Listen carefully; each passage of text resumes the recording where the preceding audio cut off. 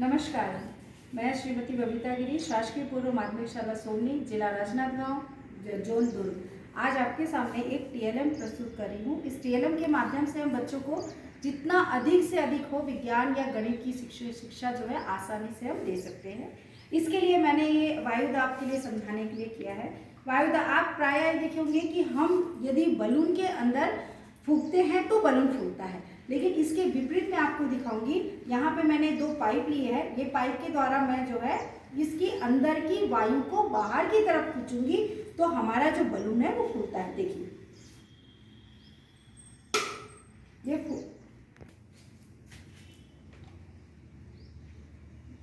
आप देखिए कि जैसे ही मैंने बलून को अंदर की वायु को बाहर की तरफ खींचा तो ये बलून फूल गया। इसका कारण है कि अंदर का दाब कम हो गया और बाहर ये जो हमारी दूसरी पाइप है, यहाँ से जो दाब था, वायुमंडलीय दाब था, वो अंदर की तरफ गया क्योंकि यहाँ पे ये दूसरे पाइप में बलून फूला हुआ है। अंदर का वायुदाब कम हो गया और बाहर का वायुदाब अधिक होने के कारण जब हम अंदर की हवा को बाहर खींचते हैं और बाहर की हवा दूसरे पाइप के द्वारा अंदर जाती है और ये हमारा बलून फूलता है। इसके बाद है हमारा दूसरा प्रयोग है, वायुदाब पे ही आधारित है। आप देखेंगे कि ये बोतल हमारी बंद है तो इसमें जो है पानी भरा हुआ है किंतु नहीं गिर रहा है, लेकिन जैसे ही ये बोतल को मैं खोलती हूँ आप देखेंगे समान दूरी पर इसका पानी जो है गिरेगा। अभी आप देखेंगे ये बोतल में पानी भरा हुआ है लेकिन बिल्कुल भी पानी की बोतल से बाहर नहीं जा रहा है। जैसे ही मैं इस बोतल के ढक्कन को खोलती हूँ आप देखिए समान दूरी पे, समान ऊंचाई पे ये पानी गिर रहा है और जैसे ही मैंने बंद कर दिया पानी पुनः बंद हो गया। इसका कारण है कि जैसे ही जब ये हमने बोतल के ढक्कन को बंद रखा तो इसमें किसी भी प्रकार का दाब जो है नहीं पड़ रहा था, वायुमंडलीय दाब इसके ऊपर नहीं पड़ रहा था, जिसके कारण इसमें से पानी छेदा होने के बावजूद नहीं गिर रहा था। जैसे ही हमने यहाँ पे इस बोतल के ढक्कन को खोल दिया तो बोतल के ढक्कन को खोलने पर बाहर का वायुमंडलीय दाब इसके ऊपर दाब डालता है। अंदर के बोतल में दाब डालने के कारण इसमें भरा हुआ पानी बाहर की तरफ गिरने लगता है। इसके अलावा दाब पे ही हमारा एक और है कि हम देखते हैं कि जब ये मोमबत्ती है हमारी, इसके ऊपर हम सामान्य एक बलून लेके आती हूँ मैं।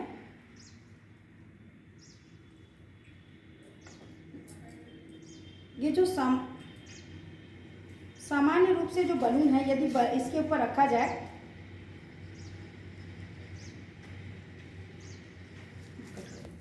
आप यहाँ पे देखेंगे कि ये जलती हुई मोमबत्ती के पास यदि हम सामान्य रूप से बलून लेके गए तो ये बलून हमारा फूट गया। अब इस दूसरा हमें है, यदि इसी बलून में हमने ये देखिए पानी भरा हुआ है, आवाज़ आ रही होगी, इस पानी भरे बलून को हम इस मोमबत्ती के ऊपर रखेंगे।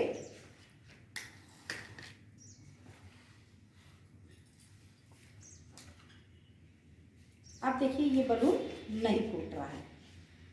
आप इसको देखिए ये बलून नहीं फूट रहा है।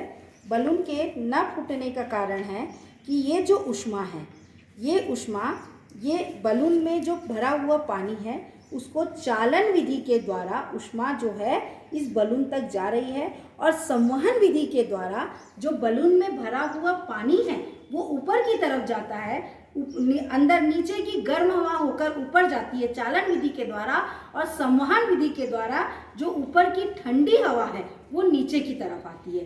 इस विधि में हम चालन और संवहन दोनों विधियों को बता सकते हैं क्योंकि हमारा जो जल है, जल के उबलने के लिए हमको 100 डिग्री सेल्सियस पर ही कोई भी पानी उबलेगा। तो जब तक इसमें पानी रहेगा ये बलून नहीं फूटेगा और इस बलून के फूटने के लिए हमको उसका ताप 200 से 400 डिग्री होगा तो ही जाके ये फूटेगा। आपका ये दोनों चालन और संवहन, चालन विधि के द्वारा ये गर्म हो रहा है पानी और संवहन विधि के द्वारा जो ऊपर का गर्म हवा है वो ठंडा होके नीचे की तरफ आ रहा है और ये देखिए बलून रखने पे भी नहीं फूट रहा है। देखते हैं सामान्य रूप से देखा जाएगा, ये देखिए ये बलून है, इसमें मैंने ये बलून है, इसको ऐसे ही अंदर रखना चाहा तो ये बलून इसके अंदर नहीं जा रहा है। क्यों नहीं जा रहा है? क्योंकि अंदर की हवा क्या है, सामान्य है और बाहर की हवा दाब उस पर डाल रहा है लेकिन नहीं जा पा रहा है। जब हम इसमें कुछ गर्म करके जैसे ये डाले, देखिए यहाँ पे, और डालने पर आप देखेंगे ये तुरंत अंदर की ओर चला गया बलून। इसका कारण है कि जब हम इस सामान्य रूप से रखे तो बाहर का दाब उसको जाने नहीं दे रहा था, किंतु जैसे ही हमने इसमें गर्म कागज को डाला तो अंदर की हवा गर्म होकर फैली। जब वो फैली तो उसमें जगह बना, जगह बनने के कारण वो अंदर से दाब डाला कि अंदर की हवा बाहर की तरफ आए, और बाहर की हवा क्या कर रही है, अंदर की तरफ जाना चाह रहा है। यही कारण है कि अंदर का दाब जो था कम था और बाहर का दाब अधिक होने के कारण ये हमारा जो बलून है वो अंदर की तरफ चला गया। ये हमारा वायु दाब पे आधारित मॉडल है। इसके अलावा एक और है, आप देखेंगे इस बॉटल में हमारे पानी भरा हुआ है। ये देखिए, ये पानी है, ये हमने एक सिस्टम बनाया हुआ है। इसमें हम इस पानी के बॉटल को रखेंगे, स्थिर करेंगे। आप देखेंगे पानी का बॉटल का ढक्कन खुला हुआ है। खुला होने के बावजूद आप देखेंगे खुली है, पानी की बॉटल खुली हुई है, उसके बावजूद उसको मैं किसी भी दिशा में ऐसे घुमाती रहूं, ये पानी का बॉटल नहीं गिर रहा है। इसका कारण है कि किसी भी घूमती हुई वस्तु पर एक बल कार्य करता है जिसे कहते हैं सेंट्रीफ्यूगल फोर्स या अपकेंद्रीय बल। अपकेंद्रीय बल के कारण ही कोई भी वस्तु जब वृत्ताकार गति में घूमती है तो उसके ऊपर वो बल कार्य करता है, और उस बल के कारण ही कोई भी घूमती हुई वस्तु यहाँ से नहीं गिरी। इसके अलावा आप जो वॉशिंग मशीन है उसमें आप जो कपड़े धुलते हैं उसमें भी हम सेंट्रीफ्यूगल फोर्स का उपयोग होता है। जब कोई चालक, गाड़ी चालक बहुत तेजी से गाड़ी को मोड़ता है किसी घुमावदार पथ पे, उसकी गाड़ी नहीं पलटने का मुख्य कारण भी ये सेंट्रीफ्यूगल फोर्स होता है। ये हमारा जनरेटर है। इस जनरेटर को हमने कबाड़ से करा है। ये गत्ते का प्रयोग किया है। यहाँ पे डायनामो मोटर का प्रयोग किया है और यहाँ एलईडी लाइट। हम देखेंगे जनरेटर को जब हम इस गत्ते को घुमाते हैं, देखिए जब हम गत्ता घुमा रहे हैं तो ये हमारी लाइट जल रही है। ये गत्ता हमारा जनरेटर का कार्य कर रहा है। जनरेटर वह यंत्र होता है जो कि विद्युत उत्पन्न करता है। जनरेटर यांत्रिक ऊर्जा, जब हम इसे घुमा रहे हैं तो ये यंत्र का कार्य कर रहा है, यांत्रिक ऊर्जा से इसको विद्युत ऊर्जा में परिवर्तन कर रहा है। अब हम ये डायनामो मोटर देखेंगे होता कैसे है। इस मोटर में देखें तो ये तांबे की कुंडली लगी हुई है और यहाँ पे ये चुंबक है।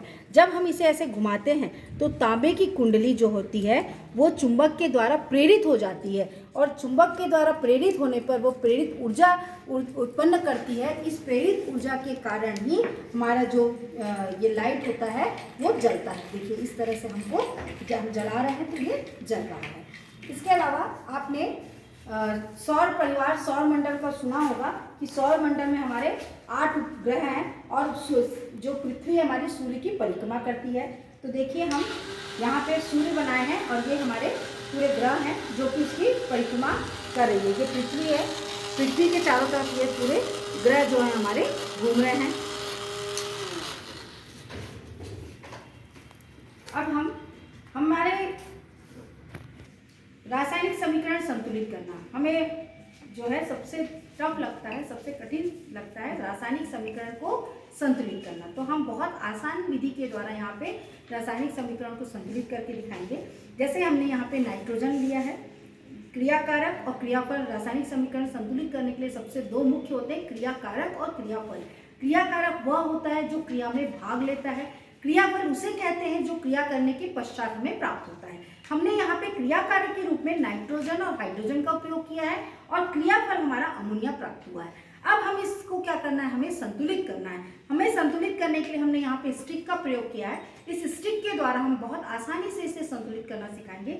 जैसे हम देखेंगे नाइट्रोजन के कितने अणु भाग ले रहे हैं क्रियाकारक में, 2 अणु। तो नाइट्रोजन के लिए मैंने 2 हरी डंडी का प्रयोग किया।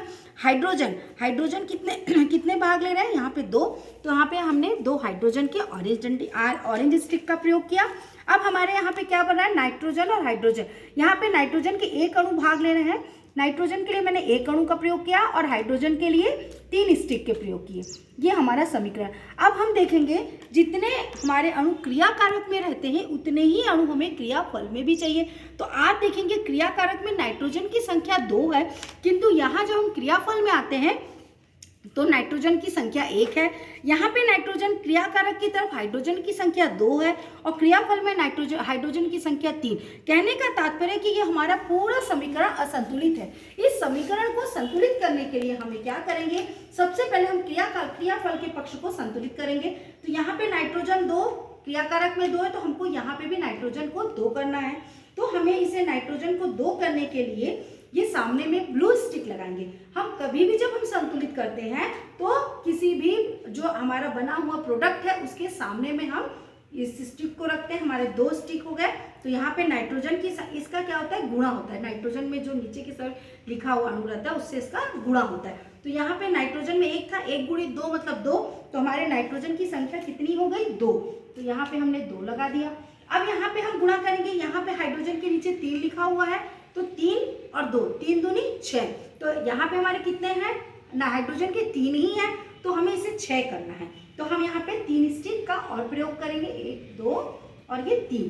तो यहाँ पे हमारे 6 हो गए। किंतु देखिए यहाँ पे हाइड्रोजन 6 हो गए, यहाँ पे तो नहीं हुआ। तो हम इसे भी संतुलित करेंगे। इस हाइड्रोजन को संतुलित करने के लिए इस हाइड्रोजन के सामने हम 2 लगा देते हैं। तो यदि हम इस हाइड्रोजन के सामने 2 लगा देते हैं तो 3 दूनी 3 लगाएंगे तो 3 दूनी 6 होगा। यहाँ और लगाएंगे तो यहाँ पे 1 2 3 4 3 और 3 6। यहाँ पे एक स्टिक ऐसे लगाएंगे हम, तो 3 दूनी 6। तो यहाँ पे आप देखेंगे नाइट्रोजन की संख्या यहाँ पे कितनी है, 2। यहाँ पे भी नाइट्रोजन की संख्या कितनी है, 2। यहाँ पे हाइड्रोजन 3 दूनी 6, यहाँ पे हाइड्रोजन 6 और यहाँ पे भी हाइड्रोजन 6। मतलब हमारे क्रियाकारक में जितने अणु भाग ले रहे हैं उतने ही अणु हमारे क्रियाफल में भी प्राप्त हो रहे हैं। इस तरह ये हमारा रासायनिक समीकरण बहुत आसानी से संतुलित हो जाता है। धन्यवाद। अब यह है धातु और अधातु। हम सभी जानते हैं धातु और अधातु में बहुत काफ़ी अंतर है। धातुएं वह होती हैं, धातुएं कठोर होती हैं, धातुओं का गलनांक उच्च होता है, धातुओं में ध्वनिकता का गुण पाया जाता है। जैसे हमारी आयरन, लोहा, Fe जो धातु है, धातु पे धातु का प्रहार करते हैं। जैसे हम स्कूल की घंटी का प्रयोग करते हैं, तो स्कूल की घंटी में हम लोहे की रॉड से यदि बजाते हैं तो धातुओं में क्या होती है, आवाज़ होती है। तो धातुओं में आवाज़ होती है। ये विद्युत और ऊष्मा की सुचालक होती है, इनमें चालकता का गुण पाया जाता है। इसके अलावा धातुओं में चमक होती है। जैसे आप देखिए हमारा लोहा, सोना है, चांदी है, इसमें धातुओं की अपनी चमक होती है। इसका घनत्व भी बहुत होता है और इसमें तन्यता, आप जो सोने का तार है उसको कई लंबा सोने का तार को आप खींच सकते हैं। धातुओं में तन्यता का गुण भी पाया जाता है। अधातुओं का बहुत ही इंपॉर्टेंट गुण है कि अधातुएं जो होती हैं ये प्रायः ठोस अवस्था में नहीं पाई जाती, ये द्रव एवं गैसीय अवस्था में पाई जाती हैं। अधातुओं में जो होती है ऊष्मा और विद्युत की कुचालक होती है, कठोर नहीं होती। जैसे हमारा ग्रेफाइट एक ऐसी अधातु है जो कि एकदम नरम रूप में पाई जाती है। इसमें तन्यता का गुण नहीं होता, जैसे फास्फोरस है। इसके अलावा अधातुएं भंगुर होती है, इसको बहुत आसानी से भंगुरता का गुण पाया जाता है। ये प्रायः गैसीय अवस्था में पाई जाती है। जैसे ऑक्सीजन है, हमारा ऑक्सीजन गैसीय अवस्था में है। इसका गलनांक नरम होने के कारण इसका गलनांक भी बहुत कम होता है। आप सभी का बहुत बहुत धन्यवाद।